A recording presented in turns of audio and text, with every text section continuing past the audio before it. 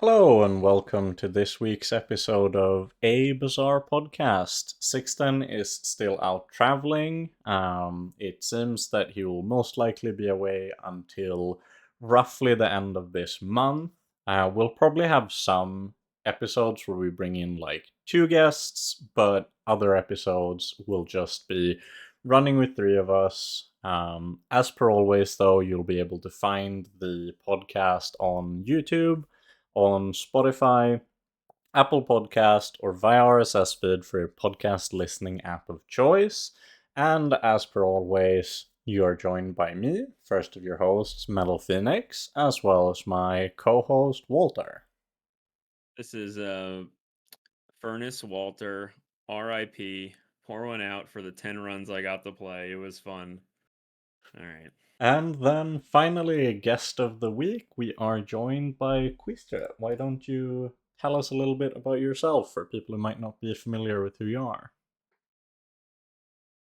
Hi, so I'm Kyustre. I just play the Bazaar. I don't stream and I don't really have a YouTube channel. Actually, I do have one where I did some autistic calculations about the effective cooldown of charge items, but like it's called, it's a YouTube channel that I don't specifically want to reference here, but you can put it in the description if you want. Afterwards, I'm gonna tell you. Yeah, that sounds good. And moving on, now that we are in the first week of the brand new season 4, what have you been playing? Um, so I have been playing only Dooley after the hotfix. Before I played basically Pig and Vanessa. Only one or two games of Vanessa, and the rest was only Pig. There you go. What have you been finding works well with Dooley? Do you think he measures up pretty decently after the all the hotfixes? Well, obviously, before the hotfix, I did not play it because the alternatives were way too OP. And after I found that Pig and Vanessa were nerfed enough so that Dooley could basically spam the last thing as last patch. So scaling cores and fast items to the left, even though they're a little bit less fast than before, but still kind of fast. Everyone has been nerfed too. So I found that the same lines worked. I had a pretty high win rate. I think I only had wins up until now, but like sample size of 6, 7 games. And yeah, I don't see the bonkening of Dooley being that much of an issue. The only issue, which is gonna be, we're gonna talk about it in the topic of the week, is upgrading the core is much less consistent than before, in my opinion. Right, and I take it I have not played a ton myself of specifically the scaling core setups. I played more of the regular core. But I'm guessing that the early upgrade to gold is pretty pivotal to that strategy as a whole. Yeah, it's extremely important, especially now that basically the silver core has been bonked. So it's 8 seconds Mhm. now, but the gold one has not. So you gain 2 seconds when you upgrade your core from silver to Oh. gold. So it goes like eight, You think that's six, intentional, by the five. way? I'm sorry to interrupt, but I don't think that was intentional. I think they meant to nerf all of them, and then when they saw, I think how down on Dooley people were, they didn't want to put another nerf in the hot fix. So I wouldn't be surprised. I'm not sure what's gonna happen, Oh, that but is interesting. Yeah, I'm looking at the that's such a weird numbers way to nerf the right because the now, and there are some strange ones too, where critical core jumps 2 seconds from gold to diamond, on the yeah, other that's what I'm saying. hand. It's Yeah. only ignition and weaponized that were not nerfed at gold and diamond, or of the ones Which is that were weird. Except, nerfed at yeah, That's and then silver. Of like the ones that were nerfed at companion silver, core yeah. currently 654, shield core is 765. They really have the numbers kind of all over the place, huh? Yeah. Yeah, so I'm not Yeah. sure if that was intentional or if that's going to be the final state Oh, the of what it is, Primal but Core is also one that's 875.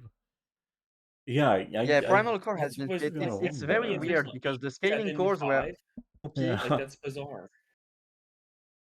The scaling core were already OP and they were not touched after silver, so I don't really understand that, but Yeah, it seems like the ones that needed the like nerf the most didn't. Yeah, it's very strange. I don't know. I agree with you. It's like I very wonder weird. almost if they might have had like a big. They obviously don't do every change manually. They obviously have a big patch that they push through. I wonder if like the section related to cores when they pushed the patch through might have like somehow gotten jumbled or corrupted in some way, and that it's like Yeah, harder it to spot easily.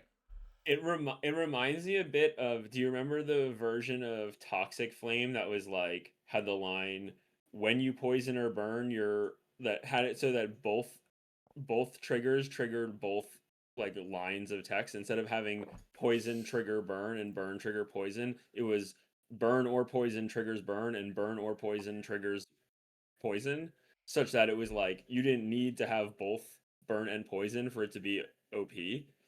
Like it was clearly just like a typo, right? Because it's the opposite of the flavor of the and this reminds me of like the same thing where I think it's just like they're making a bunch of changes. It's like a big block of dense numbers, and it's like really easy for a human to like type the wrong number or what, or do you know? I just think it's like that kind of mistake. Um, yeah, I Yeah. think it's tough. It does feel like we'll continue to talk about it when we talk about the pig changes as well in the hotfix, but it does feel like this hotfix was not. Um, I don't think that the they did like the most polished job with the numbers, I guess is what I'll say. There we go. And for people who might not be super familiar with the strategy you're talking about, I don't think we've had anyone cover it on the podcast. Why don't you give kind of a bit of a beginner's guide to what you're looking to do when you're playing this kind of scaling tempo dually playstyle? yeah, so I've done it basically like almost every top player last season, so I think I can explain what you want to have is basically it's really similar to the December meta dually, so you have only fast items to the left of the core, and rightmost you want a very fast core with shield or like heal enchant if you can, because then you also have sustainability. But if you have a damage enchant in general, it's fine too. Um, and the thing you want for the fast items are either like crude tools and then extremely fast stuff, or even like a 3D printer if you find one, because then you can print your crude tools, which makes your core go 1 second at diamond. Um, or you want thrusters, saddle, then your core is times two.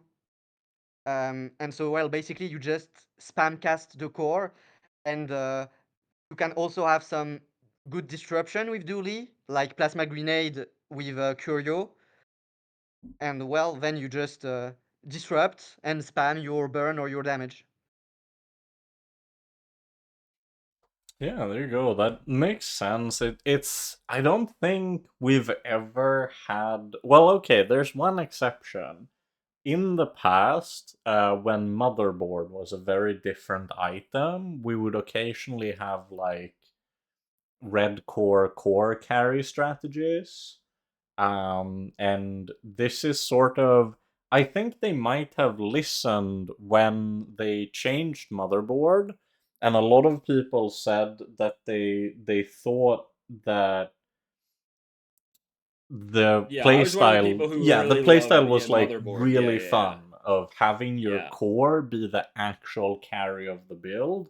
Not in the sense that that needs to be every build, but it's very thematically cool for dually, especially if that is like viable playstyle. So I wonder if that's how they sort of ended up bringing that back. They heard the fans cry out that actually that's a lot of fun to do, and now we can do it with the weaponized core and the ignition core since they self scale as well. Yeah, I mean, I I'll think that it was the self-scaling change that really enables this, right? Because the Yeah, because issue is it's that like a like the built-in previous motherboard versions were like almost. the previous versions you were like the previous version of like burn core carry was like reliant on Omega on Ray, right? Yeah. And then the previous version of weaponized core or like red core carry was reliant on motherboard. So I think that yeah, I think I do think it's a very satisfying way to play dually, especially with the red like the damage cores. I think that's really fun. Yeah, and I think it's very fun tech to the whole 3D printer with crude tools or doing the thrusters with saddle to really supercharge it in the late game. It's definitely something that I'll have to try to get some The games in 3D with printer myself. crude tools thing is actually it's completely OP by the way. It's super Hmm. broken. It I think it's like the other stuff with Dino Saddle is more like I think in line with power like the other power level, but the this you can get the crude tools thing going extremely early in the game, and that's I think it's broke OP in that sense, right? The Like main thing, right, is just that since 3D printer is still a large gold, it can be like Yeah. it's yeah, not it's the not that easiest easy. one It's to not that easy find. to find, but like but it can come online really fast. Is my point. Yeah, It's just no, like for Yeah. sure. it, But also, since you need printer to go off, like mid game, it's completely OP. But late game, if you don't have a very fast activator like Mm-hmm. Uzi Metronome, it's way too slow to wait 5 seconds or 4 seconds even for printer to print before going off. yeah. I wonder if it might be the type of thing where they should make they should increase the cooldown of the gold one and decrease the cooldown of the diamond one. I think that like that kind of direct like I kind of liked obviously like railgun isn't good now, but when they made the intermediate change to railgun where they made it or like the change to femur for example where they just make the like early game like the difference in cooldown between the lower rank version and the higher Yeah. rank version is just big, right? And I think that maybe printer could use that, but Yeah, you're thinking you might move it to like 6 at gold, 3 at diamond yeah, instead? yeah, it's just like I don't know. Yeah. It's so crazy when you get it. It's just like doesn't feel great to lose to it on day 6 or day 7 or whatever. I don't This is my think I've point. yet to lose to it personally, but I can definitely see that. Because it's I really like a two card combo, right? It's just Yeah. one large and one small, and obviously like you have a core, but yeah, it's Oh, really I strong. didn't ask by the way because let's see the primal. Yeah, do you ever do the setup with primal core, or is it almost always better to just pick weaponized core?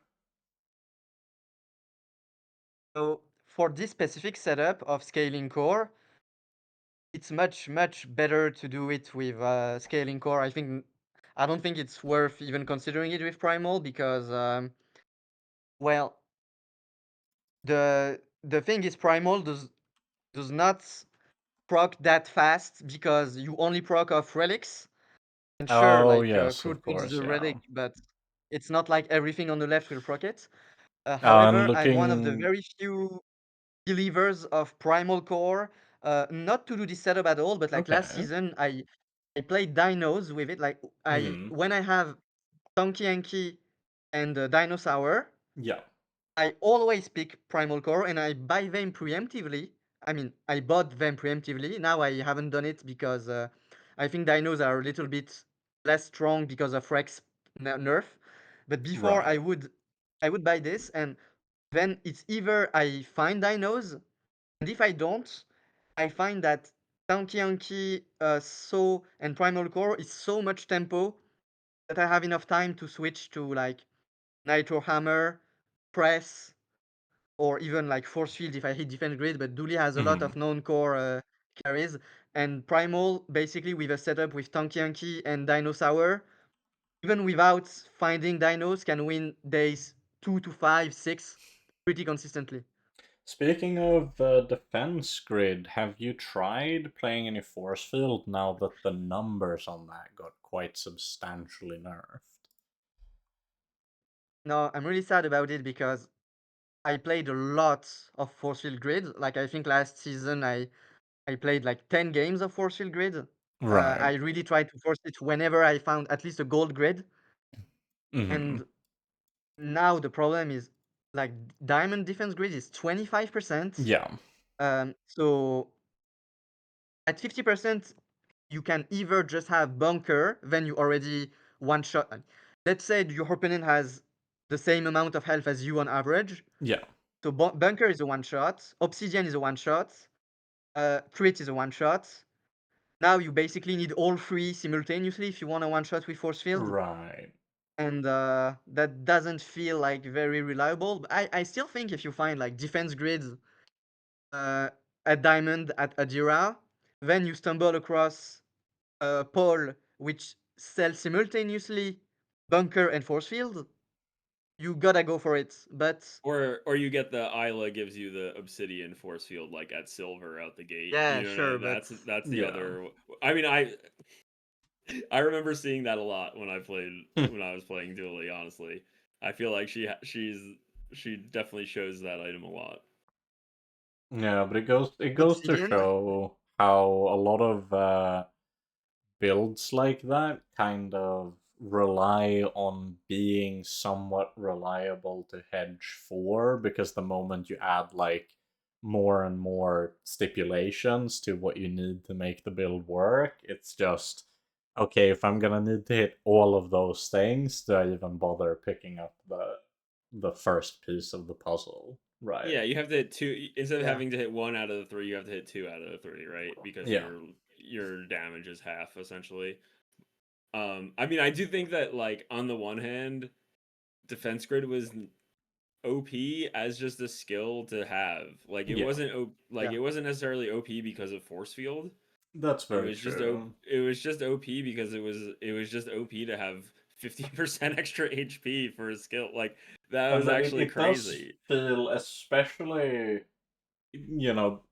on one hand, they added more base health across the board, making it even more powerful, but they've also largely tuned down which things have access to like percentile or exponential scaling in general, like Correctness Crest, formerly Vanessa's Amulet, got hit very hard as well.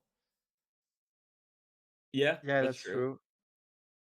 So it makes But yeah, I think sense. now force field is impossible to hedge for. Like Yeah, you're yeah, not yeah. having a large item sitting in your stash until you find obsidian enchant, bunker, and Yeah. then the fiber optics clock, whatever to like.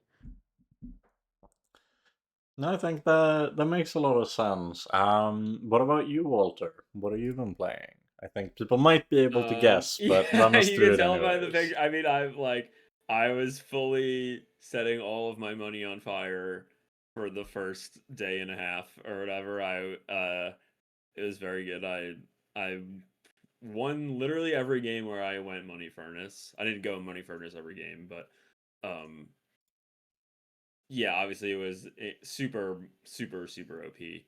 And you like it didn't even need like I know, or in the pre-show you mentioned like, oh, speedrunner is like maybe the OP card, but I actually think that for like I not even half of my maybe exactly half of my furnace games had speedrunner, and I was still winning all the other ones without it. So Yeah, I think it no, actually was furnace. Yeah, me too. I I for had Yeah. zero sure speedrunner game. to clarify, my comment is more in the sense of that I do think speedrunner existing in Pygmalion's kit poses some previously not so relevant restrictions on like how much other scaling items can be allowed to scale.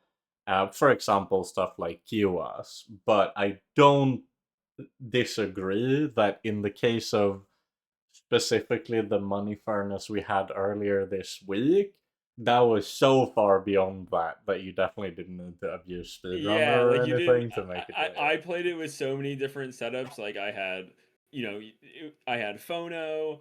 In some games, I had like fort. Some games, I had, you know what I mean. There's Yeah, many ways to do it, right? it So felt if it's much more like how on Mac, right? Sometimes some items are like broken because pendulum exists, but there was at least like one iteration of Peace Wrought where it was just broken by being broken, and the same for yeah, you like didn't need pendulum for Calcinator. that Yeah. version. Yeah, for the for that version of Peace Rot, you didn't need pendulum. And Hmm. this was this was the same. This felt Yeah. like Peace Rot level of broken Peace Rot level of I OP. mean, it makes sense. Um, We've covered it pretty extensively in the past, but uncapped metascaling can, that's how it goes. yeah, We had a whole topic of the week where we talked about how cool it was to see stuff like quests or conditionals adding kind of limiters on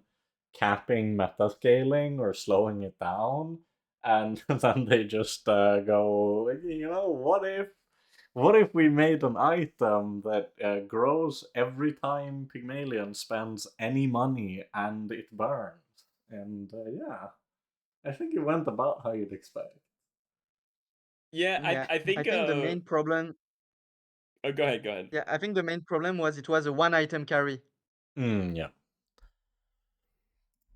I mean, I think they could have. I think with if they made it so it was a burn for every like 2 gold you spent. I think that maybe is more. I think that would maybe be balanced. I I think think. there is definitely a number at which, in its current state in the game, the item would be balanced. But I kind of like the idea of not having anything that scales be like unrestricted to that degree, since it feels like it gives you a lot fewer levers to tune like down the line, because you can't really control the massive chasm between like the lower ends of optimization versus the highest tallest peaks of like min-maxing it, right? I would say that the way actually like so here's if I had to like fix quote unquote fix this item, the way I would do it actually is take it is like move its rarity up. So like make it so that it's an item that you pivot to, sell your 200 gold money tree, and then light all your like basically so that like instead of being an item you build up for the whole game, it's an item where you use it to like set your like where it literally like burns up your economy. Like you see it at gold in a shop and you pivot to it and then you set your whole economy on fire to feed it. And then the idea is that Yeah, like it's more of a that's more like pig like in a way to have to do like a hard pivot where maybe you have to throw a full day to like make the pivot happen.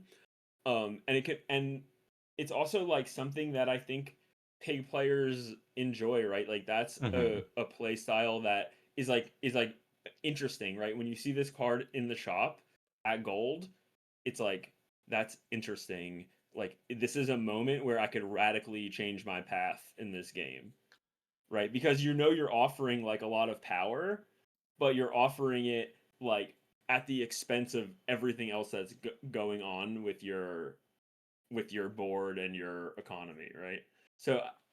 So I think that that would be a cool design space for the card. Like I think that the move of making it literally okay, what they did was they made it literally the worst card in the entire game. It's completely unplayable.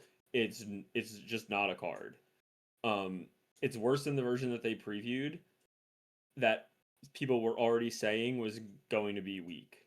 So like to me like I understand the need to nerf it quickly, but at the same time, it's like I just really hope they have something else in like another follow up to kind of like readjust this uh pig card pack, because honestly, some of the cards in the pack need buffs. Like in my opinion, Yeah. Pigglestorm Gaming House should be buffed. Oh, I think that's I've interesting because I've been seeing. I think I was watching Brarish play with it, and he thought quite highly of it. He mostly used it as a very potent kind of yo-yo accelerator. Yeah, you put it next to Yo-Yo. I understand how. I just think that the numbers on it are like too weak compared Oh, to gotcha. 28 and Drum, and like Right, basically like right. there's you should they're just It's like a worse It's like interesting. It's a cool design. I really like it. Mm. Um, and I've tried to like play many runs with it. I think I played 4 or 5 runs with it so far. I've had Hmm. scenarios with it where I thought I had like really good spots for it, right? Where I had it like at Diamond Turbo pretty early, and it just doesn't offer enough scaling to justify 3 slots on the board. Like I'm not saying you like can't win with it. It just the numbers on it are, in my opinion, not high enough for the pay, like for the level of commitment to toys that it requires. Maybe it was before all of the premium Piggles also got nerfed, because it's like that card exists in the context of how good the other toys are. So with no arena being available, assuming that like arena is just staying at Diamond, um, so you don't have multicast except for a model ship. So given and model ship is almost like it's like kind of neutral, right? Like you give Yeah. multicast to 2 small items, but it itself takes up 2 slots. So um, because of that, it's like I don't think right now the numbers are compelling enough to like support the nerfed version of toys, like Have the you premium seen Piggles. actually though? I think one thing worth pointing out about Pigglestorm Gaming House, not as a counterpoint to what you were saying, more I was just reminded of it when we talked about the item, is that it has some brand new tech with very interesting implications where the fiery and toxic enchants on Pigglestorm Gaming House actually scale with the rarity of the item. I mean, that's cool, but it's like, I gotta read them, I guess. But Yeah, like, so it's currently it's that your poison or burn items gain 1, 2, or 3 based on the rank every time it activates. yeah, I mean that's interesting. They kind of work. That's kind of how like fiery drum work, or not drum, fiery pigs gym works. Like I think fiery and toxic pigs gym work the same way. Yeah, Where effectively right, because it's the same with pawn shop because they scale off of the value. Yeah, yeah, yeah. I just mean that like they have sure. I see what you're saying. Like this one is scaling off the rarity instead of the Right, value. and mainly the thing that's interesting is that currently, to my knowledge, there does not exist and has never existed any other instance in the entire game where an enchant scales off of item rarity. That is interesting. I mean, look, we talked about this thing that like making cool Mm-hmm. enchants Yeah. a couple times. I mean, I think that's a way to make enchants cool, right? Like a Right? tool It's that they could use very to make enchants interesting. cool. Yeah. Um, but sorry, but back to my larger point is like Yes, yes. I think the state of the pack now is such where one card is literally the worst card in the game. One card is still really good, but you'll basically not see it very often because it's a diamond large, Mm-hmm. right? And then the the like premium piggles themselves are much worse.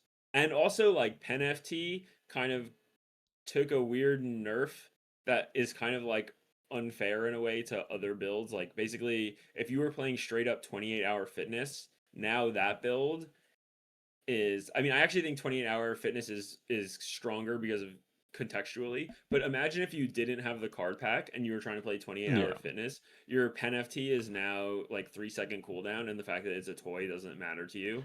To be fair, I felt a little bit like NFT should probably eventually have gone to 3 seconds That may be true. regardless. I'm not even like I don't necessarily disagree with that either. But it Like is a little bit weird that it's a toy.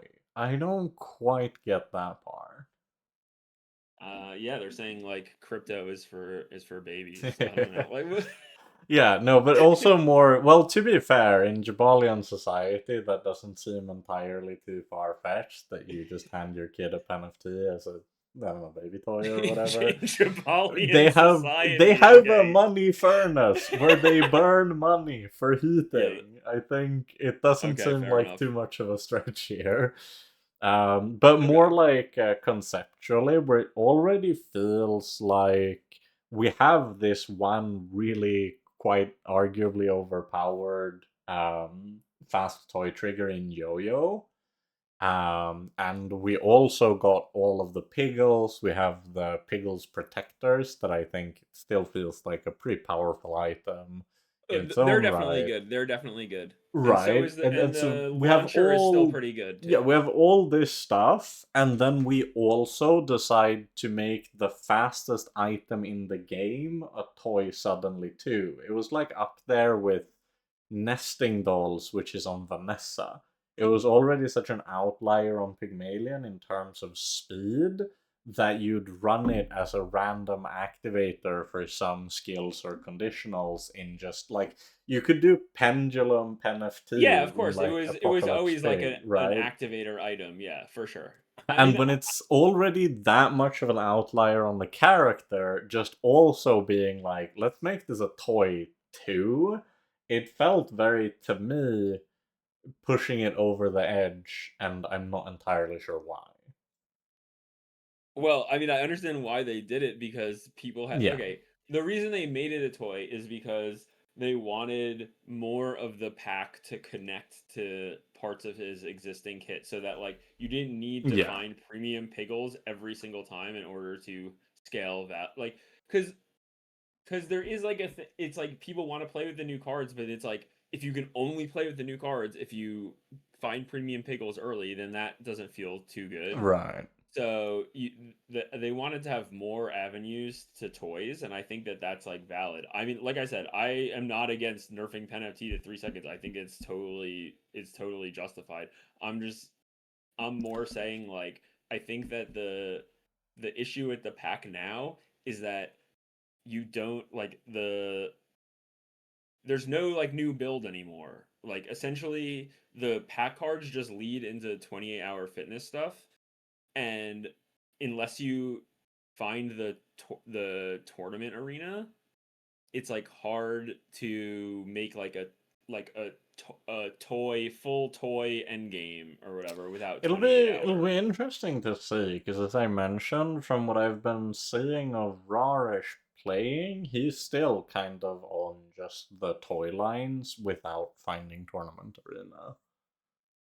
Well, yeah, but like you can play them up until like a certain point, and then there's like if you don't find Right. arena or 28-hour or some other like, or maybe there's stuff with like I potentially there's think stuff with Piggles board, Speedrunner, I and feel a little Atlas bit, yeah, Stone. just on Like account there of is some them stuff. having Yo-Yo and Speedrunner, it's very hard for me to imagine that it's not going to remain a consistent and viable build almost.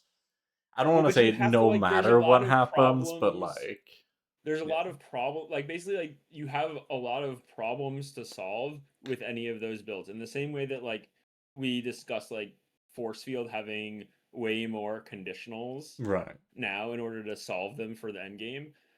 The toy build has way more conditionals now in order to solve them for the end game. So you need to find Piggles board, which is a goal in order to do like the combo build. You need to find like Piggles board or arena or both, right? And then you would also need something like Atlas Stone or some other kind of like one shotty item. And then you need to scale flat damage on the Atlas. Like there's just a lot of stuff to do that has to go the right way in order for that to be a a way to like a path to 10 wins. Right. And maybe that's like fine. It's just that like there was a build in Arena, like this was a build that you could go for like every game or most games, and now it feels like it's splintered into many. Like if you start toys and then if you find drum, you get off the station, you get off the train there and go drum. If you find 28, you get off the station there and go 28. If you and like the later in the game you go, the more and more like conditionals you have to meet in order Yeah. to get to 10 wins. So I think um not to say that Pig is bad. I don't even think he's bad. I think he's really strong. Like Silk is still great as usual. Just you really need textiles now because Mac is a real terror in the mid game. I Yeah, think good job. one thing that's happened is that Mac has exploded in popularity since the hotfix. Like I playing can yesterday and imagine this that, morning, it was tons of Mac. So especially because, like, correct me if I'm wrong, I want to prod your mind on this, but even before the hotfix, I felt like a lot of the Pygmalion board that I faced during like the midpoint of the game, where they didn't have the whole tournament arena go absolutely crazy setup yet, tended to be very shield heavy with like yeah, they are. Piggles protectors and then like the shield growing Piggles and like sponsored apparel and stuff. And Mac is The way kind I of a would poison describe guy. the way I would describe Pig's early and mid game right now is Mm-hmm. that his early game is strong and his mid game is pretty good, but Right. he's countered by Mac during both. So it's like Oh, it's like you're strong into Dooley and Vanessa compared to like last season, right. right? You're much stronger into Dooley and Vanessa during the first 7 days, right? But Mm-hmm. there's way more max and you're way weak and you're I wouldn't say you're way weaker to them. You're as weak as you were always to them. They're just way more prevalent. So that's how I would describe it from the pig point of view. That said, like maybe I should switch to go play Mac. I don't know. Yeah, He well, doesn't we'll seem that see. different. He's just unnerved. Yeah, I think it'll be. We'll have a more comprehensive look on that during the state of the meta. I think we've Yeah, covered a yeah. lot of it, but I'm still interesting to hear, especially what Kyustre has to say in regards to how we think everything actually lines up after all of the nerfs and stuff. But before we move on to that, I've mainly been playing Vanessa. I am actually so happy with both how the expansion turned out and also the balance changes surrounding it. I really like what they did to both holsters and shot glasses. Because in terms of shot glasses, I like the idea that unless you get it to diamond, it's very much supposed to be an item where you have to care about ammo. You have to think about things like, do I hedge a powder flask? Do I pump some gunpowder into it? That kind of stuff. It's much more interesting decision making than, oh, hey, it has 3 charges at gold. I'm probably good.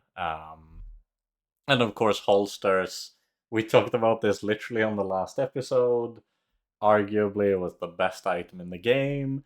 It's still about as good, but the thing that I like the most about moving it to gold isn't just that you'll find it less often, but it makes it way harder to just be holding it for curio to get effectively like free upgrades on it.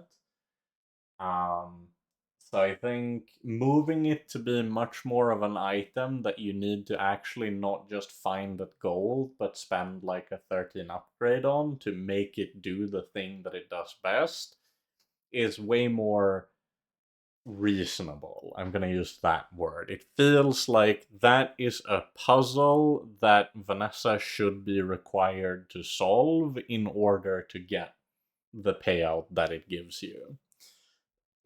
So I like that part.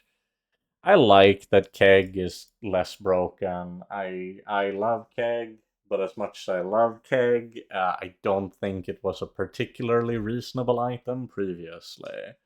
I haven't gotten a great Onimask board together myself yet, but at least like playing against it, that item still looks very, very strong, even at a 10-second cooldown. And I do like that people always bring this up, how Lighthouse kind of has nowhere to go.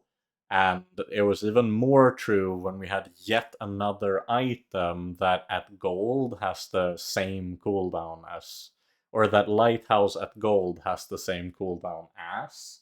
Now, Lighthouse at gold will be faster, and Lighthouse at diamond will be considerably faster, which I don't think makes it on average better than Onimask, but at least you can look at a diamond lighthouse in a shop and be like, there's a reason to buy it, you know? But the thing that I've liked the most for sure is the fact that, and the change from a while back to grappling hook really played into this too. But Vanessa has so many items than ever before that gain slow targets when they level up, but we've really nerfed Clamra in that respect, so that now slow Vanessa as an archetype doesn't feel like it's exclusively Clamra shot glasses, and then that's just how you play it. There's a lot more variety in both triggers, but also payoffs that make it feel like it's finally kind of a comprehensive playstyle. I think my first run that I played with the new expansion, I know one of my runs I ended up playing like slow, just Vanessa with the saloon, and I got, because upgrades are so much more rare now. I think it really changes. I picked up a pistol shrimp on a fairly early day. I just had a silver pistol shrimp in my bag, and one of the free nodes just gave me another copy. Now I'm sitting on a really early gold pistol shrimp. And since all of my opponents won't really have any upgrades either, it definitely made it feel like just slamming that Sea Dog Saloon meant that just a gold pistol shrimp carried for like a lot of days before people started getting really late game builds. So I don't know. I've been enjoying this meta. It feels like Vanessa is a lot broader in terms of what strategies are viable, especially in the early mid game, with some more scaling pieces and some more things that make weapon comps feel like they exist outside of the boundaries of just Shark Claw. But at the same time, her late game feels a lot more kind of deliberate. Like, you do have to cook up something impactful that does something meaningful. You can't just rely on knowing that you'll have very easy access to like high levels of old Clamra and pre-nerf holsters and stuff and just win based off of pretty much that alone. So I don't know. I've found it a very satisfying playstyle.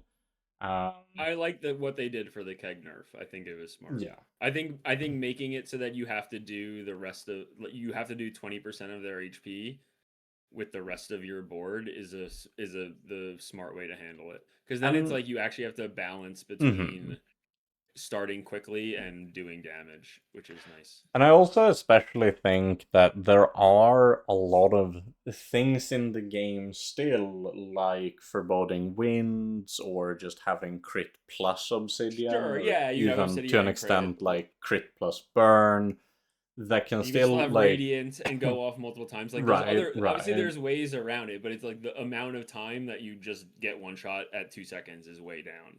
Yeah, because it Because they feels also made like it slower, yeah. you have to really commit to I'm actually making a keg build, whereas before sometimes you'd commit, but it was usually because you incidentally got that stuff. But now it feels like you're only gonna, like, you're not gonna hedge keg in every scenario.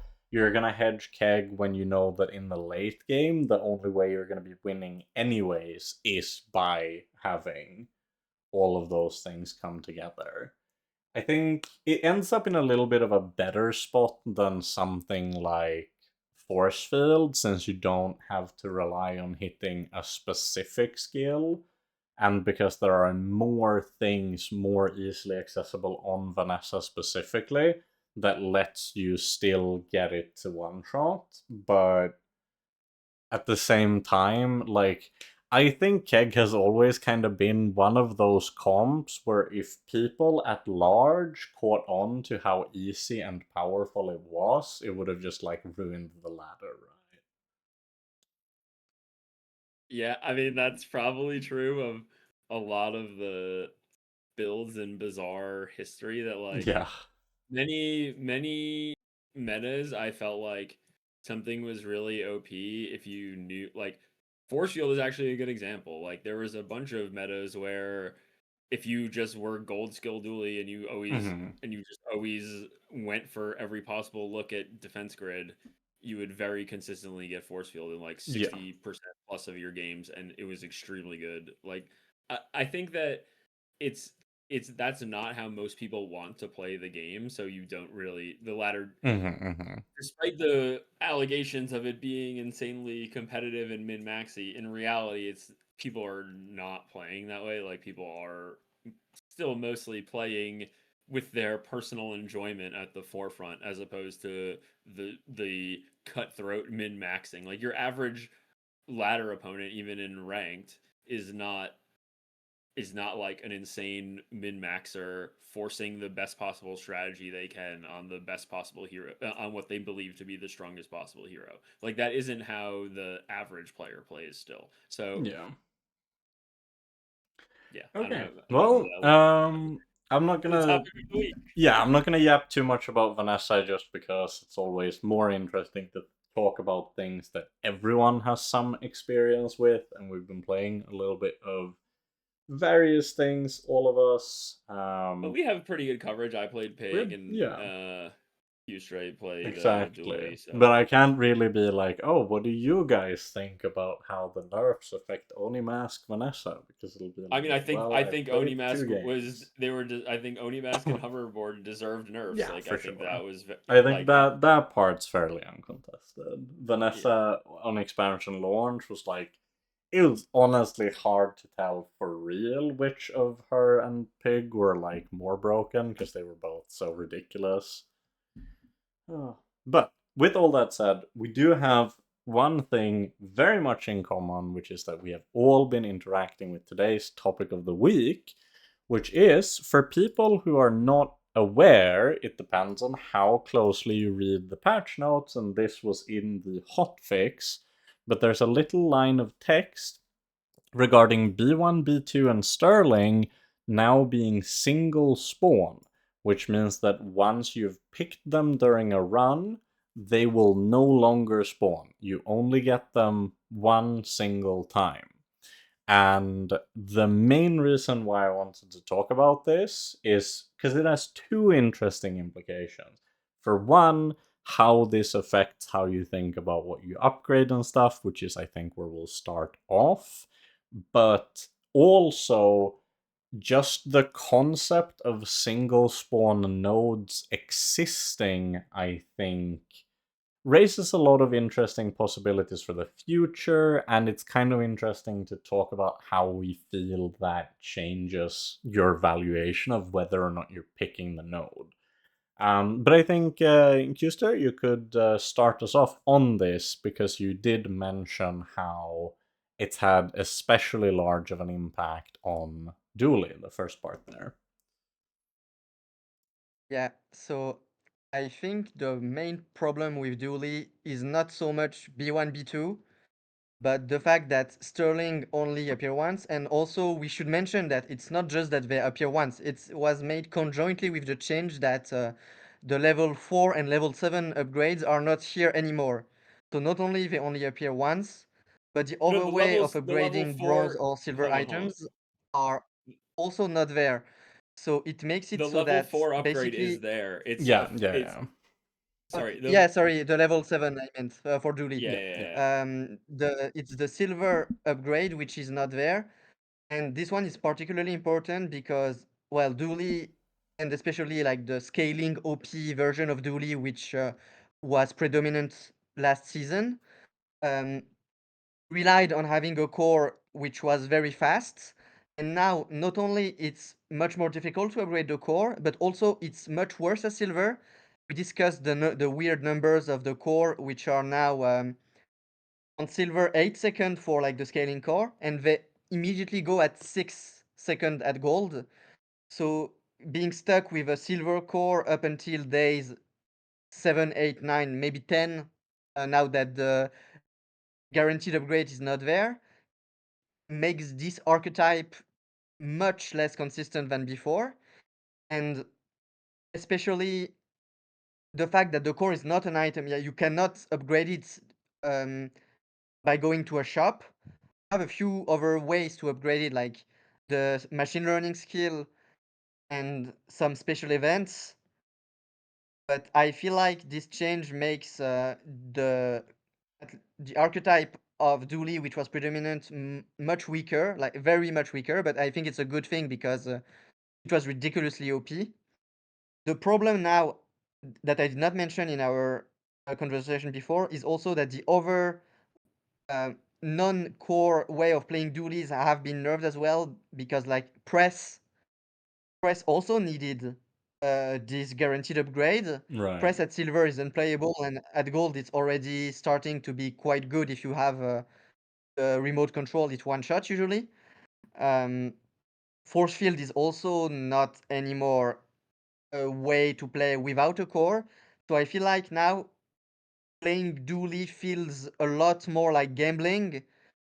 You either find your upgrade or you find like a nitrogen hammer, which is I think the only consistent way to play non-core dually now. Obviously, dually has a lot of way to play other things, but the very consistent archetype is either scaling core or nitrogen hammer and freeze, and both have been very hit by the fact that upgrades are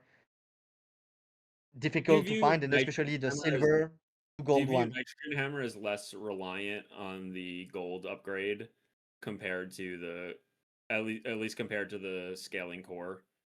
Because I would think that Well, I hammer think, would be like more playable with like if your hammer's still silver on day 7, like maybe that's still winning sometimes, like more so yeah, than like I think it's a little bit of a problem. First, because you can upgrade hammer in shops. It's not extremely easy, but medium shop or Isla have hammer upgrades. Um, and yeah, compared a to only silver having the hammer, gold starting scrap metal to upgrade your yeah, yeah, I understand. Like it's harder to find the scrap metal compared to a yeah, silver hammer to upgrade your silver hammer versus a yeah, silver. Yeah, it makes sense. yeah, and but I still think that hammer has been hit a lot by this because the upgrade on hammer doubles its scaling. It goes from plus 50 to plus 100 damage each time you freeze. I still think hammer with a good freeze setup is very consistent, even at silver, kind of late. But yeah, I think it's like I think Dooley has been hit the most by the change of Sterling not showing up more than once and the level 7 upgrades not being there. Because a silver silk can win. Like a silver silk can still win very late game. A silver hammer, not really. Silver scaling core, not really. Yeah, I wouldn't say that it's actually silk that's the most. I would say that drum is harmed by it a lot. Drum really Hmm. likes the Yeah, gold upgrade also, because of yeah. the haste duration is really important. 28-hour also really needs the gold version. I think it there's the I mean obviously like femur really needs to find the gold version too. Like I think that it Hmm. for sure there's like some builds that are more or less impacted, but I do think that they're pretty spread out throughout the heroes, meaning like almost every hero has at least one build that got kind of kneecapped by this. Like maybe for Mac it's only femur that got kneecapped by this a bit, but then again, that was his best build by far. So Yeah. I think that like yeah, I do see the point about like with the way the core cooldowns are, where that has this Yeah. 2 second jump between silver and gold. It's like especially punishing for that exact dually build to not find its upgrade. Um, but I promise you, from playing drum or whatever, like if you miss your silver to gold upgrade on drum, you're also like struggling really hard. So I think it is something that Yeah, is I shared agree. across the heroes. So Yeah, I guess it's I interesting think, yeah. too. I think in a way, right? It's made some things more consistent in the sense that since you can now pass on the upgrade, um, it means that you're less punished for not having found the thing you want to upgrade when you see the upgrade the first time. But then instead, we have this variance where if you just don't find the upgrade when you have the thing, you can be in a bit of a sticky situation. yeah, it's like you're trading one feel bad for another in a way. I do see that. What I'll say is like, okay, if that was the reasoning, then why also remove Pip from the level 4? Like, because I think they just created incredibly new, really bad feel bad. Whereas you get to level 4, and instead of having the option of skill or upgrade, it's only upgrade. So now if you have nothing worth upgrading, it's just like horrible.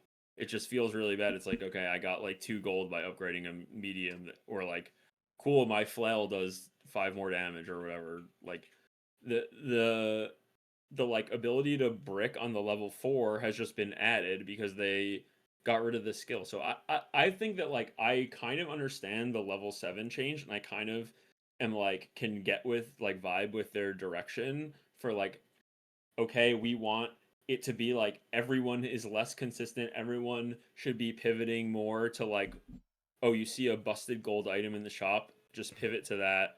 Like I'm kind of on board with that. What I'm not on board with is like the level 4. Like, why is it that I have to have like an item I want to upgrade at level in my bag or in play on level 4 is like weird, when it's just like, what was wrong with giving us another bronze skill instead? Like, was anyone complaining that, oh, my opponents have too many bronze skills? Like, no one was saying that. So I just don't understand some of the changes. Again, it almost feels like like unintentional, like that they wanted to remove the upgrade and instead they removed the skill. Like they like put Hmm. the wrong like I'm speculating here, but like doesn't it feel like kind of the opposite of the other change? Yeah, I think it is as you're saying. I think we've seen this a few times in the past too, whenever there's like um a change where you can tell that things are moving in the right direction, but they also don't feel like they're quite there just yet. Yeah, Um, or that they have like a weird error in them. Do you know what I mean? Like right, like sometimes we're stuff just has like a weird error. Like I don't know. and it was also, like the part where we added Sterling and then we almost immediately hotfixed him to be once per run. It was like, was that meant to Yeah, be like in the what patch but didn't make it in, or exactly. I don't know what was the plan. Like, I don't know how much of what's in the hotfix was stuff that was planned to be in the release patch that they like didn't get to because of time constraints. And like, it may be that this whole cluster of changes with the Pip and the Sterling and what like this whole redesign of like how upgrades work in the game was supposed to all happen at once when the season came out, and they were behind in the implementation somehow. And so like you get this whiplash where, oh man, it's sterling meta, we all have full gold boards because we all have tons of sterlings, right? And then go the next day to being more upgrade poor than we were before the season started. So it's like it's very like okay, like whiplash. Like I expect the card balance to be like whiplash when new cards come out. Like I expect new stuff to sometimes be OP and get big changes, and I expect like, okay, to roll with the punches. But to have such whiplash in the structure of the game itself is is very strange to me. So I don't know, if they're listening. I don't know. That's my feedback. It's like I wish I felt like they knew better what they wanted these changes to accomplish, and then more of them could like push in that direction, because it feels like yeah, it just feels like we're oscillating back and forth from one extremity to another. So yeah. Yeah, it'll be interesting to see where things kind of land at the end of it all. I'm guessing we're probably due for one of the regular patches at the regular like 2 week cadence after the release Yeah, of the I actually think expansion. we'll get another hotfix. So, and the reason I think that is because um I think that they won't leave Money Furnace in this state, because I don't know if I want to say it like looks bad, but I think it like reflects poorly on the packs as a system if they literally have an item go from the best item in the game to the worst item in the game in a 24-hour period.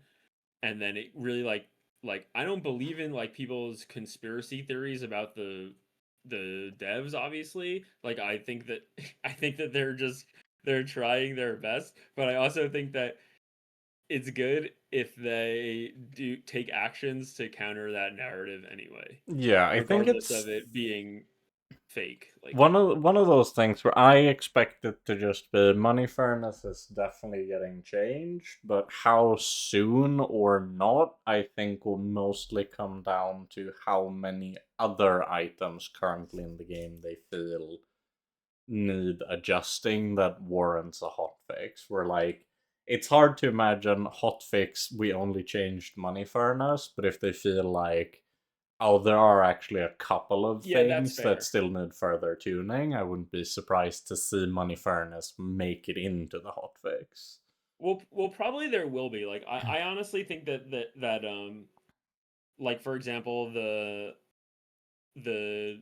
like the new Vanessa cards. Like, I actually think some of those ones could potentially also be like m- could use some more changes, more massaging or whatever. Like, do you know what I mean? Like some Yeah, I just feel like I'm maybe leaning more towards now that both Storm and From the Shadows have kind of landed a little bit more smoothly. Actually, I'll move us on to the we'll discuss quickly before we talk about this because I think that's perfect for discussing the state of the meta overall. I did want to mention, as I originally brought up at the start of the topic of the week, that oh, the it one-time is encounter thing. right. Yeah, The yeah, yeah. one-time encounter thing is also a pretty interesting system because it kind of incentivizes, right, that because you know you'll only get to pick Sterling one time, if he's up against a node you think is quite good, you might be more inclined to think, "Oh, I'll just do that thing first and then I'll get to Sterling later." Um, and I wondered how the two of Yeah. you have been feeling about that I think I've element done of it. that once or twice, Right. maybe, since the patch. I think maybe I've done it. I think I've more often skipped B1 B2, knowing that I'll get another crack at B1 B2, Right. because I didn't like I had something like okay, my like I had a game, for example, where I had a yo-yo that I could have gone B1 B2, but like I needed to find more cards for my board, right? So instead I just went to, it was up against Isla. Go to Isla, I'm hoping to find that upgrade anyway, plus I'm going to build my board. So I think that with B1 B2 it's more often that you would skip it, to just because the silver to gold upgrades are often so Right. pivotal. But I think it's really cool. Like, I actually think that the one time encounters is a really cool design space. And I also think that like it kind of goes along with, I don't know if you heard this, but I think that something with like the tiny furry monster originally, and I don't know if this is still planned, was supposed to, like, depending on the option you chose, it would like somehow inform a later encounter, right? So if you like scare it, then it comes back and like fights you or something. And then if you like Oh. play with it, then it like comes later on when it's an adult monster and like, you know, gives you a thumbs up or something. I don't know what the actual rewards or anything were supposed to be, but the idea is like That is that sounds very an awesome. an encounter that has like a down the road effect. So like a later encounter would then come, and depending on what you Yeah, yeah. chose, yeah. So I think it's kind of like in that same design space, right? We Where did last episode. We did talk about how we think it's very cool to see more nodes with like choices that feel significant and yeah, interesting. yeah, I think that's awesome. I actually love this design space, and like so I actually really like the concept and that they're moving in this direction. This exact implementation was on this hotfix, in my opinion, was not the best. But I'm happy with that they're exploring that space because I think it's a really good space, and it's like in line with the temple expedition, right? This Hmm. idea that like there's more gameplay to be had in the hours, and it's not just like, so it doesn't feel like every game is like click shop reroll next shop, click shop reroll next shop. Like the Yeah. more other stuff that you can do with the other two nodes, with the middle and right nodes, I think the better the game, the more the game benefits. So yeah, that's my take. What about you, Kyustre? How have you been feeling about single pick nodes as a concept? Yeah, the problem about skipping Sterling and going to a node is you don't find Sterling later. Uh, so I would say it's like obviously there is a very good node and you don't need an upgrade. You do it just because you would skip it either way, even if it was not a once node occurrence. I do feel like yeah, for B1 B2, unless you really have, let's say, a bronze plasma grenade as dually or something that is really more OP at silver than bronze, I would be more inclined to. But since I've mainly played dually, I never miss a core upgrade when I'm playing a scaling core. I Yeah, don't think that there is that one makes a single node lot that of would, sense. Yeah, you wouldn't yeah, on dually. It makes there's sense. not one single node that would make me want to delay this. Um, but more generally, so the concept of having only, I, I understand the concept of having only one occurrence of a node. I don't know if it should be like B1, B2, and Sterling. Like I would actually think that some high roll nodes like Forja are Yeah. much more. I would think it's much. It makes more sense to have Forja appear once than B1, B2. Um, I guess it. because I've had games where I hit Forja like twice or even Yeah, three, four yeah. times. I get like diamond items by day 9. That's not Mm. right. It feels like much more high rolly than the upgrade from bronze to silver. But the concept in general, if there was some nodes that were very OP, like Forja, to have them appear only once, I'm very like in favor of it. I think in my eyes it's Enchant less as well. of like a balance lever since you can tune for nodes that are very powerful. The easiest lever feels like it's just the rarity. Like if a node is super powerful, you make it suitably rare. But I think it's interesting. Ever since B1 B2 came out, I feel like I've heard people kind of complain that it would show up too late. Like they wanted it to stop showing up Oh sooner. yeah. But at the same time, you also always had edge cases where, like, it felt like you actually did still want it late because maybe you really were carrying a bronze that you care about upgrading. So it's sort of a clean solution to that problem than to have it only show up once. And it's interesting how it's almost like it's similar to getting like a level up reward but from a regular node, right? Since currently the level up rewards are kind of arguably like one time, right? You don't get the same specific level up reward, even though some of them are functionally the same. But there are things that are designed to happen once, but if the only space where you can place things that are designed to happen once is either on a level up or in an expedition, then, or maybe like an encounter, I suppose, since all of them that aren't day 10 plus only show up once or maybe twice. Yeah, in a monster fight. Yeah, like more ways of having things be more specific and maybe only show up once feels like it frees up a lot of interesting possible designs that I could see them cook a bit with. Because you don't want to like just dilute all of the level ups, right? You don't want to add a bunch of stuff there.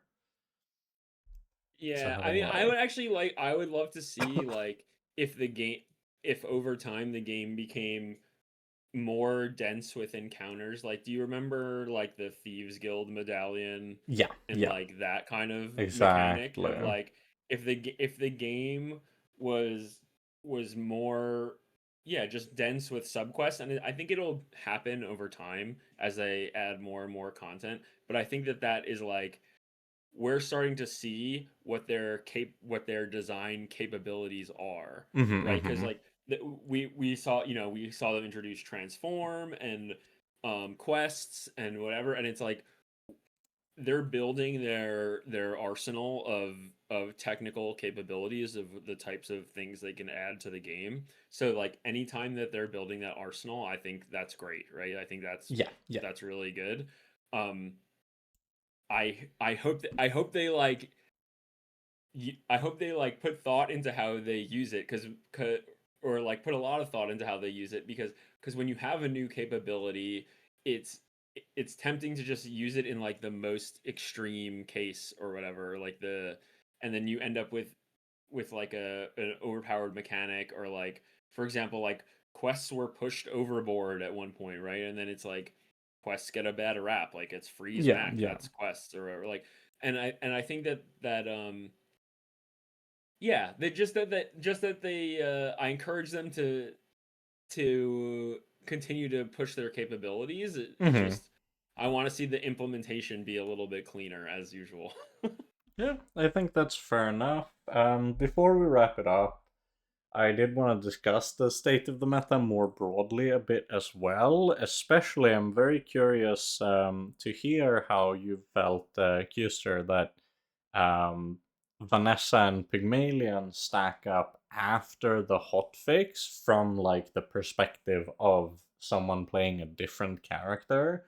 Where have you felt like their power level ends up being? So I feel like, I mean, I'm pretty sure that once the meta is figured out, Pig is gonna be the strongest. But as of Right. right now, I've had so much success with Dooley since the hotfix. I feel like that's because, well, the OP stuff on Pig and Vanessa are not here. People are still figuring out what to play with them. So right now, I've only met more or less weak Pig players and Vanessa players, also very low sample size. But basically, Pig is doing the same as usual. So either a very like big thing, which could be Silk and Spiky Shield, or so what else does he have? Like it, or something very fast like Drum, but that's the same builds as last patch, and Pig was not the best last patch. Dooley was. So if they're still both doing the same thing even after the bonk, I still feel like Dooley is better. Um, except that now, as I mentioned, Dooley is much less consistent because of the core upgrade thing. So it feels like you hit or you don't hit. If you do, like you're still as good as last patch, and if you don't, it's not. So I feel like for consistency, uh, like top players, if there is no hotfix, are gonna turn into Pig. uh, because he's more consistent. But as of right now, I still think they have not been very figured out, Pig and Right. Vanessa. So basically, they haven't changed much from last patch, except Vanessa, which plays more like new stuff with Oni Mask. Yeah. Since Hotfix, Pig does not play a lot of new stuff actually, because toys are not. I haven't fought uh, an arena since it was Diamond. It's just harder to find, I guess. Yeah. Uh, Furnace is extremely bad. Premium Piggles are not as good. So I feel like Pig is good old Pig. It's Silk, it's Fort, it's Yeah, Drum. the main important new card to play as Pig is like you play Launcher in the early game as like you can play it like with Gonjo, and so you have like a multi or like apropos Yeah. chapeau, so you can have like a way where you're scaling damage, shield, and heal, and that can be pretty powerful in the mid game. Like that part of why I said I thought that Pig was actually um as strong or stronger in the early and mid game against against the three, well, not against himself I guess, but against the two non-Mac characters, is not really, it's not so much based on, some of it's based on the dually cards and Vanessa cards getting bonked, but some of it's also based on you actually have like access to this triple scaler, which is a new thing where you have like, I guess before you could have like obsidian bandages start or something, but now you actually have an item that scales off of all three Gonjo, like things that scale Gonjo and Right. all Right. three apropos chapeau things. So those two cards are much stronger now as like to play like mid range in the early and middle parts of the game. It's a legit plan for Pig. It's usually like one way to play weapons when you don't have Lumbors is you have more of the toy side plus Gonjo with the launcher, with Pickle's launcher. Um, so yeah. I think that makes a lot But of then I don't even know if sense. Yeah. having the expansion grief you on Pig now. Um, I think no because of the Pickles launcher. I think it's a legit good early game, and then for the late game, no, because I also think it makes 28-hour better. I think, okay, so it makes Silk slightly less consistent, but not like severely less consistent. Because actually, Premium Piggles is a really good Silk card even now, because it's a really Yeah. good Yeah. econ item, because it's half of a cash register basically. Right, because it's like a gold Premium Piggles just prints a gold small every single morning, and so that's like, it's like better than cash register. If you don't care about the spare change part of it, it's better than cash register because it's like, it's better to have like an item that is like takes up one space and prints one than it is to have one, like it's more options than to have one Yeah. that takes up two and prints two. So in a way it's good for Silk. Obviously you find Silk less often, but because of a lot of the new cards are like larges slash at higher rarity. It's not like the Mac pack where they added five new bronze mediums to his pool, Yeah. so it like Yeah. made it much harder to find. There's only two new bronze mediums, so it doesn't make Silk like massively harder to find. So that's one aspect of it. Do I think it made Drum worse? Yeah, I think it made Drum worse a little bit. But I think it made 28-hour better. So I think that's It's kind of the trade-off. also arguably worth noting that I do think, while I think I'll say I agree with you that it feels like Picklestorm Gaming House number wise isn't the craziest right now. It's still very much one of those items that will help you increase the longevity of a yo-yo board while you're looking for things to make it even more broken, whatever that Yeah, may it's the be. 28-hour placeholder, but that's why it's Yeah. like this card I feel like could be a card that if the numbers were better, would be a cool card to have on an endgame board. It's not like Yeah. a particularly broken kind of card. I understand that it's a charge card and that is scary, but like it's also a large, like it's a big investment. So I think that it's like restrictive enough, and like being a large, like it should have a little bit of a better Oh payoff. yeah, for Again, that's just sure. my opinion. But I do still think that having it exist in the first place gives more options for how you can break yo-yo. And obviously one of those is the tournament arena, that you still need to have a board that can transition into it when you do find it.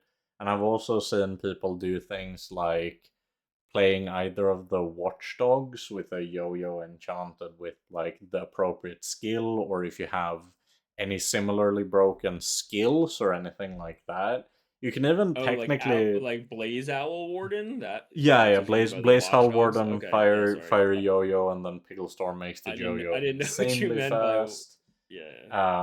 It's also the fact that it's a property, right? So it's very easy to Yep. use the on property use adjacent items gain crit to just have like full crit. Yeah, that's a good Um, one. There's also the like a skill that people made fun of for a really long time, which is like the when you use a property, your weapons and shield items get +5, which used to be like yep, pretty yep. bad. That one's actually pretty good with the gaming house. And So there is property good gives stuff. Like we played with it. haste. I've Yeah, even there's a whole seen bunch. commercial zoning is funny. It's not Yeah, and there's like amazing, but it's not bad on large either. item use freeze is also like Right, right. another one that Pig honestly struggles to use sometimes Yeah, because not a lot like of you're active large items outside of yeah, specific builds. yeah. Yeah, so I think overall, it does still feel like the expansion adds relevant lines, even if a few of the cards might be tuned up slightly at this point. Yeah, I mean the only one I'm really salty about honestly is the Yeah, state that Money and Furnace was it's left in definitely at got the end. nothing to do with your avatar. Well, yeah, but I'm not saying it didn't deserve a nerf. Of course, it No, no, deserved a no, nerf. no, I'm just like I'm the just state that making would fun at wish it you. was nerfed to Yeah, is yeah. not good. No, for sure. Yeah. I feel very similar about Vanessa, where like it's less that the items themselves are broken and more that they, now at least post hotfix, they add this like relevant lines where you get to use things in ways that you otherwise typically might not be able to. Which I think that's a very good like design space for expansions to be in, where it doesn't have to feel like what has happened before, where they almost like predate the entire character's playstyle, and now you're just playing like expansion Mac or whatever. One thing Um, I forgot to mention that I should shout out is that like Wrist Warrior, this card is stonks now. The Wrist Warrior right. went from being like a card that you basically like only played if you had it with the enchant slash with bad blocker, to a card now that has a bunch of different combos. So there's a bunch of combos with shield, either shielded versions of the I mean, obviously you could have the shielded 28, which was always a combo with Wrist Warrior. You could have shielded drum, which was always a combo with Wrist Warrior. But now there's also shielded Piggles board. There's also the one that like whenever you use an item, you get shield equal to its value. So that's like another way to have like a Wrist Warrior kind of like just shooting off a ton. So that's a card that is massively improved by the new cards. So that's one to look out for. Yes, I really like that, honestly, that it feels like we're entering this territory of like new things that get added, flesh out the things that we had previously. Yeah, for sure.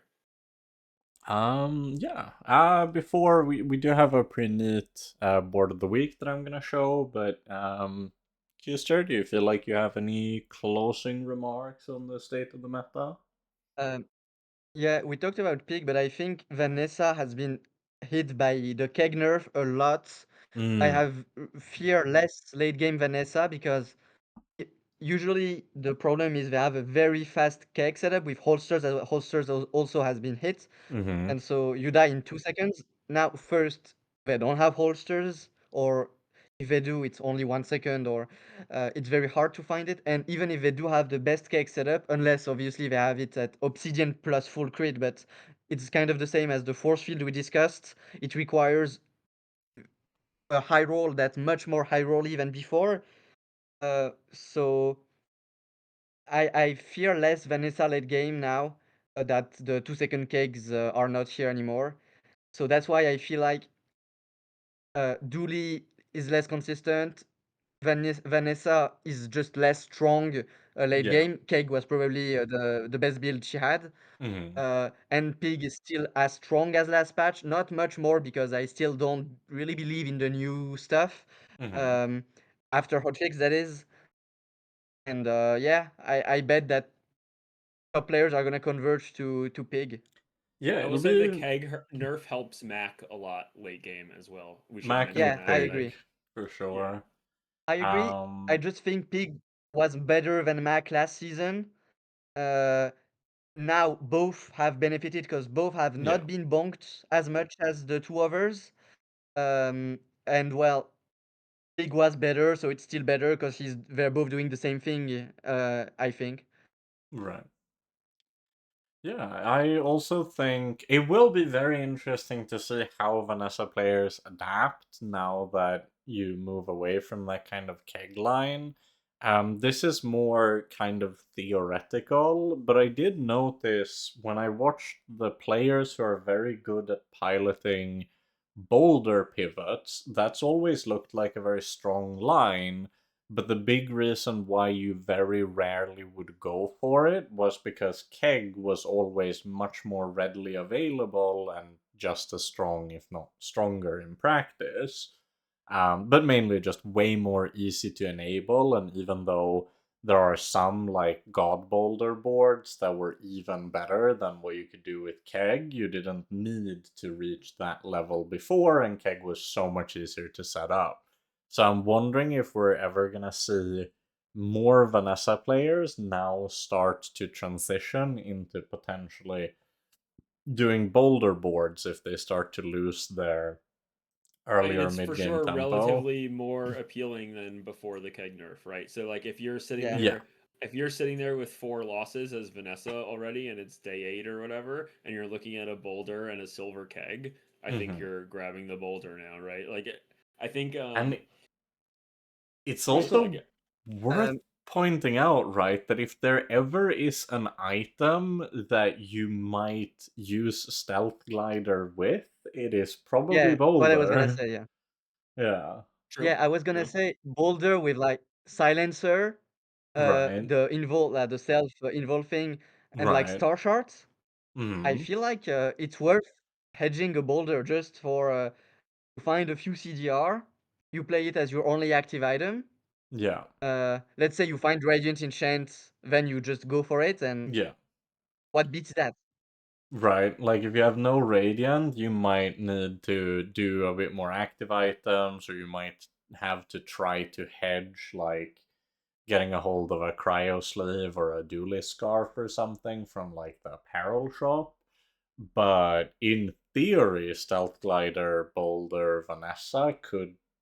I mean, that could be Yeah, I something. think you So. can't. It's weird. Like when you're playing Stealth Glider, it's actually like kind of counter. Like you can't play stuff like Dually Scarf, right? Because they'll activate and remove your invulnerability with. Right. It'll definitely So you have to. depend how much cooldown reduction you have on the boulder itself. Yeah, like you have to. So there's like it is really interesting to think about because there's a lot going into it. Like some of the normal like conventional thinking about like what items are good kind of get turned on their head when you're talking about glider boards and like Hmm. how where it's actually maybe it's like if you do want active items to steal freezes and slows, then you actually want super slow active items that go after the so they don't accidentally turn off the invulnerability before your boulder goes, right? So there's definitely like some weirdness going on, and I think that's actually cool. It's a card that forces you to think in like, to think outside the box in a sense when you're considering what to play with it. So that's actually fun. It reminds me a bit of like playing force field when like they first made the defense grid change, and like you had to like play around the desync and like think about having an item that goes off right Yeah, yeah. before your force field. So like I think it's cool in that sense. So I actually like that. It's something I also liked in Mac, for example, um, where where like you had to play with the timing of your crit potion and your, when those builds were big, like the calcinator crit potion stuff. Mm-hmm. Um, that's also been. I guess we should have mentioned that nerf is for Mac is, I think, pretty impactful, is the moving strength potion to 7 seconds. That was one of his few cards that did get bonked. Um, I think that's a very big deal, actually. Right. Yeah. So just kind of leaving that out there. We didn't talk very much about Mac today, but because we haven't really been playing him. But I just thought I'd leave that out there Yeah, Max definitely for some thoughts. one that'll be interesting to see how his place in the meta like solidifies once everything is more developed. Yeah, for sure. So much of it right now is just we don't really know how Mac measures up because everyone's been busy testing out the things that we already knew about. Yeah, I mean, for sure he's more popular since the hotfix. That I can Yeah, say with yeah, confidence in terms of my opponents pool, or the my pool of opponents, I should say. I played against a ton of Mac this morning in my definitely, run, yeah. so Okay. we shall see. Well, I did mention we have a viewer submitted board of the week. I briefly flashed it on the screen much earlier by accident when I opened up the image, but this was sent in by Zimnix, who managed to put together a 1.1 second Oh my god. Obsidian Langzhan with Foreboding Winds. Oh my god, this is so disgusting. Two diamond Yeah. silencers. Oh my. And Okay. one of them is shiny. Well, deserved win, I guess. I don't. Yeah, I would that be so mad definitely. after losing to this one. This one is like, okay, sure, all right, you got it. That's my reaction to it. Sorry, I mean, I look at other people's 10 wins, and I'm like, ugh, I can't believe someone had to face this. Like, yeah, Yeah, no, it's fair enough. definitely one of those where like 1.1 seconds into the combat after you got start of combat slowed, you're hit for like And he what has like the it's like when you use a 16,000 or non-weapon, something. slow it. It's Like like he has like everything too. yeah. When you use a non-weapon, slow Yeah, he it slows with. non-weapons in case they're like a very fast freeze build or something. Yep. And even the silver bloodhound, because it's a 1.1 second Langshan, will Yeah, full just proc double it again. hits. If Yeah. the first like Cool. 12,000 didn't do in, then you just hit them again. Oh, it's 16, right? Because it's doubled. It's the It's meme board, I think. it should be 3x, right? Because it's Is that double how it crit damage works? only. I don't Yeah, know that's Yeah, how. how it that's works. how it works. Yeah, Oh, yes, yeah. Because it just basically doubles the multiplier itself to 200%. Yeah, it makes it it Yeah, doubles so the that the crit crit damage and damage. not the so yeah. Yeah. Deadly Crow's Nest works the same, and if you have like Deadly Crow's Nest and this skill, then you only times 4, not times 8. Right. So it basically just like adds plus 100% to the crit damage Yeah, every I time. think that's Yeah. the way it Ah, works. that makes sense. Okay, so yeah, in that case, it's 1200 on the first hit, and then if you had less than 24,000 health, it'll Yeah. instantly hit you again for another 12,000. Yeah, Yep. a pretty fun board. Cool board, man. Like Very evil. Someone had a bad time on day 1 million facing this. This Longshan board. Oh, Oh that's true. yeah, it's Okay, he's level also 8. He's level 18, so I assume this is like day 14. I'm actually not that mad yeah, about I it know because it's on one prestige. yeah, That's yeah, yeah. also a turbo crow's nest I'm seeing now, so it's like that Longshan be going very fast. I think the funniest thing too, right, is with how cooldown reduction works. Even if you have like lethargy, if you have or none of it is gonna do. It's gonna add like 0.1 second to this bad boy. Yeah. Yeah, I mean Oh, Yeah, the it's way like an this CDR Atlatl. works now yeah, makes it so yeah, that if you have extreme amounts of CDR, like multiple silencers, it's way stronger actually. So it's yeah. like, I mean, there's no way for them to do it such that it like isn't an extreme case in one way or the other. Do you know what I mean? It was like Yeah. this is the product of them removing the ability to like feather things when feather Pig's Gym when it still has 12-second cooldown and then have it be massively And impactful I after you upgrade do it. So like I think I like it this this way. yeah, this sorry. implementation works nicely because they made it so much harder to dupe things like silencer. So Yeah. Yeah. this is still you can tell it's on current patch because it has the like supply crate Yeah. skill, which was added on this patch, but it's still this won't be the average Vanessa you face. I do not believe. No, this is for sure a super high roll. I mean, it's cool. It's a cool Yeah, board. it's a good I am board. mad. Okay. All right. Well, with all that said, to round us off, we can go through our socials, starting with the Walter. Where have you been hanging out lately? I mean, I've honestly been just whose chat have I been in? I've definitely seen you in Sunny's Rarish. Sunny's Rawrash. Say hi. Yeah, I don't know how Make you inflammatory can say hi comments to me on about Discord too. Chimera I'm on a very Egg. yeah. You could say hi to me on Discord too if you're so inclined. hmm And what about you, Kyustre? Where do you usually hang out? Same. So I talk a lot in the official Bazaar Discord. Usually like in the Dooley channel when I'm playing Dooley, but I'm probably gonna switch to Pig, and Pig's channel is not as funny, so I don't know if I'm gonna hang out a lot. Ah, yes, the But usually struggle. Okay, I get on I can the be in Goose like Father Discord. That's like the place to Mm. talk about pig. That's the spot it's for pig discussion. no, it's just that the Dooley channel has an insanely high amount of top players in it. Like it's Ah, yeah. the proportion of players which are I think in the top 10 or top 20 in last season, let's say, were like more than half of them regularly were in the Dooley chat on the official Discord.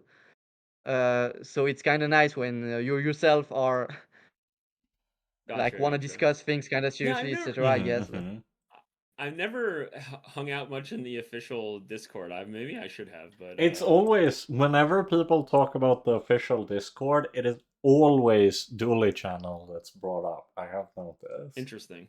Okay, But good yeah, to know. that's where you can find Kyustre. And finally, I try to stream at twitch.tv/MetallFenix. Last episode, I did say that I was going to try to stream this week. Unfortunately, somehow, don't ask me, someone cast a curse on my lineage or something. I do not know. I kind of got sick again. And on top of getting sick again, this nasty, persistent cough that's making it very hard to record videos refuses to leave me alone. So I will make content as soon as, like, I don't know, I find and battle the necromancer to death in real life in Mortal Kombat to free me from this curse or whatever is going on. But that's the Well, plan. When should I'm I a throw away my Metal Phoenix voodoo doll? Is yeah, that the it's problem? I knew it was you, Walter, all along. My arch nemesis.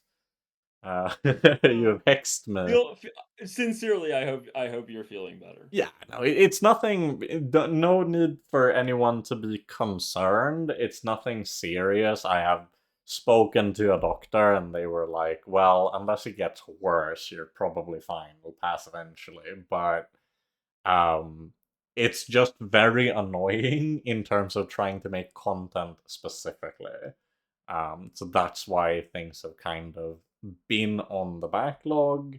It's just annoying, but the idea is still that I want to make a big dually overview on my YouTube channel. I have some video ideas that I've been planning to make for shorter videos as well, and I want to do some coverage on, at the very least, the new Vanessa expansion. So those are all things that are kind of on my storyboard whenever I have more energy and can record without dying. Apologies to anyone who heard my occasional coughing during this podcast. Podcasts are a much nicer format because I can mute the mic, and that works quite well. There's no camera constantly on me catching every coughing fit. But hopefully better soon. God damn it. Why is every millennial bisexual with long COVID? Riddle me that, people of the internet. I guess. Oh, anyways, all that said, we'll be back next week with another episode. We're still keeping the ship going, even though Sixton's wonderful presence is, of course, sorely missed. But he will be back eventually. We just got one more month-ish of him enjoying his summertime vacations and travels, so do send him the well wishes. I know that you can definitely catch him in various Twitch streamers' chats as well, so for anyone missing him a little bit too much, then you can probably catch him in the wild and say hi there. But he'll be back before you know it. We'll have another exciting guest next week. As per always, you'll be able to find us on YouTube as well as Spotify, Apple Podcast, or via RSS feed for your podcast listening app of choice. This has been a Bazaar podcast, and I hope that wherever you are, you have a wonderful morning, day, evening, or night, and that perhaps we catch you in the next one.